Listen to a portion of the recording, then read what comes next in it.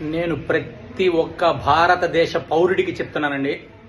ఈ మధ్యకాలంలో గత కొన్ని రోజులుగా నేను వింటున్న మాట, మన భారతదేశ ప్రభుత్వంలో RBI reserve bank of India 10 రూపాయల కాయిన్స్ 20 రూపాయల కాయిన్స్ ప్రింట్ చేసి మార్కెట్లోకి వదిలారు. చాలా మంది దాని మీద 10 రూపాయల కాయిన్స్ చెల్లట్లేదని, 20 రూపాయల కాయిన్స్ చెల్లట్లేదని చెప్పి, ముఖ్యంగా చెల్లట్లేదని చెప్పి చాలా కిరాణా షాపుల్లో అవ్వచ్చు, బస్సుల్లో అవ్వచ్చు, ఆటోల్లో అవ్వచ్చు, చాలా చోట్ల తీసుకోవట్లేదు.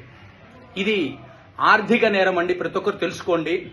ఆర్బీఐ ఎటువంటి అఫీషియల్ మెసేజ్ ఇవ్వలేదు. 10 రూపాయల కాయిన్ కానీ 20 రూపాయల కాయిన్ కానీ చెల్లదు అని ఎక్కడా మెసేజ్ ఇవ్వలేదు. దయచేసి రాంగ్ మెసేజ్ స్ప్రెడ్ చేయకండి. 10 రూపాయల కాయిన్ చెల్లుతుంది, 20 రూపాయల కాయిన్స్ చెల్లుతాయి, ప్రతి కాయిన్ చెల్లుతుంది. 10 రూపాయల కాయిన్ చెల్లదని చెప్పి చాలా రాంగ్ మెసేజ్ స్ప్రెడ్ చేస్తున్నారు.